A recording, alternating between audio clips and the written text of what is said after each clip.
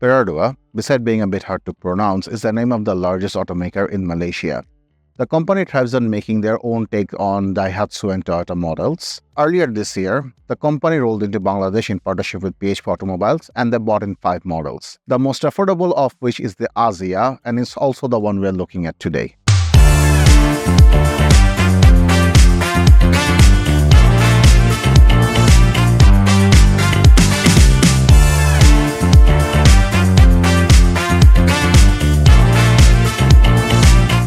Now, the Axia is Malaysia's Corolla, or to be more accurate, it's Malaysia's Maruti.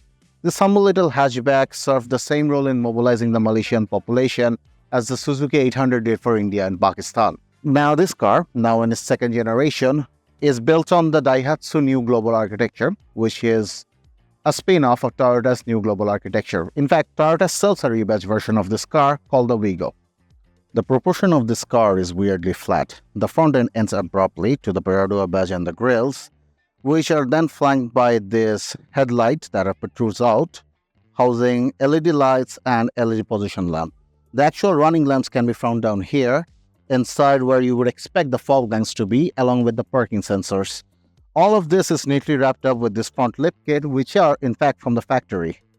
Now, under the hood, you'll find an old face, the Toyota 1KR VE engine, a 1000cc, that you will also find in Toyota Vitz, the JDM ones. It makes around 63 horsepower and 77 newton meters of torque, which is enough for this car, which weighs around 883 kilograms. Moving to the side, the car suffers from the same problem as most budget car does, namely very small wheels. The 14-inch wheels does help with the fuel economy, but they also look out of proportion compared to the rest of the car. For example, if you can see closer, you can see there's more than enough space for 15-inch. If you are buying this car, I would honestly recommend you upgrade to a 15-inch because it would look much better. Beside the wheels, there is a factory side skirt to complement the front lip kit, and the car is very driver focused. As you can see, the front doors are much bigger than the rear ones. It's clearly favoring the driver over the backseat passengers, which is a bit of unusual in our country, but in Malaysia, you're expected to drive this car, which kind of makes sense. Now, as we move to the back, the flat proportions continues. The lower end of the bumper looks like it's already dented into something and caved in. On top of that, you get a very flat hatch, manual, with a wiper, which is a nice touch. If you open the hatch, you are greeted with a cargo bay that holds around 225 liters of cargo, and underneath you'll find the spare tire. Now, if you want to change the tire, however, the kit is located on the front passenger seat. You just have to look under it. While the cargo room is actually quite reasonable, the problem is this lift gate. It's unusually high for a hatchback and compared to the floor, which means if you want to put in something heavy inside, you have to do a lot of backlifting. With all that said, let's get inside. Now, being a Malaysian car, and a cheap one at that, I thought it would be rather difficult for me to fit inside.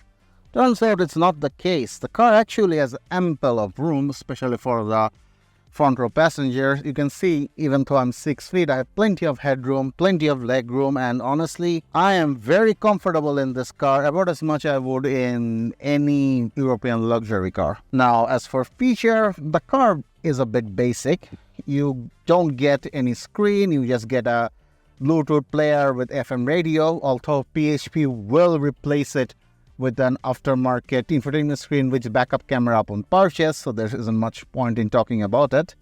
Underneath, you get an automatic climate control, which is nice, a start-stop button, a place to store your phone, which isn't wireless, a 12-volt 120-watt charger, 2 cup holders, the gear shift lever, the central lock button, a place to keep your money bag, I suppose, the handbrake, and a hole where a central collection should be. The build quality is about what you would expect on a car like this. For example, everything is a bit rattly, the steering wheel has no button, but you do get an engine RPM gauge with your speedometer. Also a little bit, monotone screen for any other information. As for switch gear, a nice safety touch is the screen. You can see it, but it shows you if you have your seat belts or any occupants have their seat belts out or not. Beside that, there is the parking sensor button over here. Buttons to control the headlight, traction control. This car does have it, and not much else.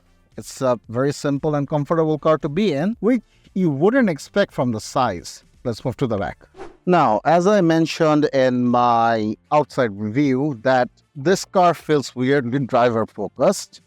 That is actually true in the inside as well. The rear seats aren't really designed for tall person. As you can see, I have plenty of space between me and between the seats and my knee, and the head space is much to be desired. The handrests are half of my arm size, and overall it's not a place I would like to be for a prolonged period of time. But that said, there are some practical touches. Both of the rear seats have built-in baggage hooks for which can store around 3 kilograms of weight. Beside this hook, there is also a neat handbag holder for storing your handbag or anything that you don't want to get snatched from your car. That too can hold around 3 kilograms of weight. Overall, it's very practical if you want to store groceries, but I wouldn't want to store many of my friends inside here unless I have a grudge with them. Also, the seat fabric is actually okay. It's about what you would expect in a Corolla, so no complaints there. Alright, let's drive the car.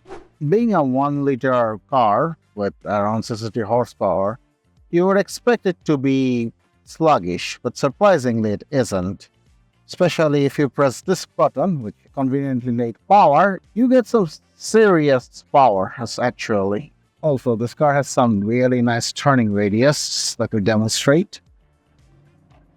And I don't know if the microphone is picking it up, but this car lacks proper engine sound deadening. That means whenever you press down the accelerator, you hear the engine. On daily drive, that shouldn't be an issue, but on long-term drives, it might give you a headache. Besides the engine sound deadening, the another problem is the cabin sound deadening. This car is very light on mileage. As I've said, it does 20 on the highway and 10 on city. And one of the ways company achieved that is through weight reduction. One of the things that cut for weight reduction is the cabin sound deadening. So you'll hear noises, a lot of them. With that said, the car handles very well.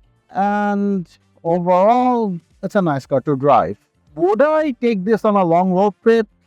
If I'm the only one, or if I have a shotgun, yes. If I have people in the back, like I said, only if I have a grudge with them. Now, as for buying the Perodua, this car's biggest problem is the price. At 22 lakh, this car is expensive. Now, this car is actually very affordable in Malaysia, where it's 10 lakh. In Bangladesh, it's been bought in as a CBU, so it's been hit hard with the tax bracket. For that price, you can get the Toyota Aqua, which is a hybrid hatchback. But if you don't want to deal with a hybrid and you want a brand new car that comes with all the benefits, such as no fitness certificate for a couple of years and the 100,000 kilometer and 3-year warranty that comes with this particular car, Perodua has the only 2 options for you. This and the much bigger Maya V. So that's what you're looking for. This is the car to get.